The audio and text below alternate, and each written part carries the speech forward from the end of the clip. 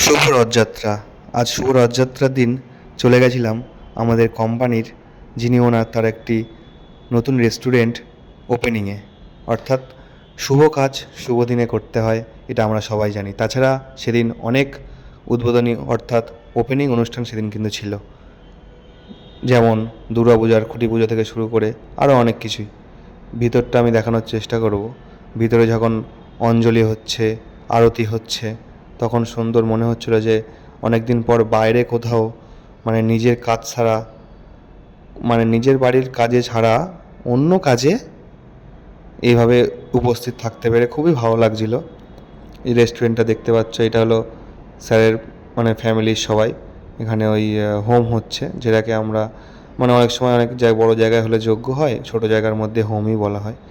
এবং খুব সুন্দর মানে অ্যাম্বিয়েন্সটা স্যার করেছিল এবং খুব দারুণ লাগছিল দেখতে।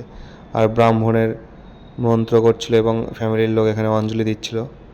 তারপরে দেখো পুরো ধোঁয়ায় ধোঁয়া হয়ে গেছিলো, তো এত মানে ধোঁয়া হয়ে গেছিলো যে আমরা বাইরে যেতে বাধ্য হয়েছিলাম। বাইরে গিয়ে একটু মানে চোখ দিয়ে জল বেরিয়ে গেছিলো একদম, যা ধোঁয়ায় চোখ টোক জ্বালা করছিল, কিন্তু স্যারদের তো থাকতেই হবে। তারপরে দেখো বাইরে চলে গেছিলাম। তারপর বাইরের দৃশ্যটা দেখো, বাইরে খুব সুন্দর করে ফুল দিয়ে সাজানো হয়েছিল। এটা ঠিক উপস্থিত মানে জায়গাটা হলো, তারপরে তো খিচুড়ি, লাবড়া, চাটনি, পাঁপড়, মিষ্টি এসব দেওয়া হয়েছিল। রেস্টুরেন্টটা হলো দোলতলা মোড়, মধ্যমগ্রাম, ঠিক ওখানে। অনেকে দেখলে চিনতে পারবে জায়গাটা।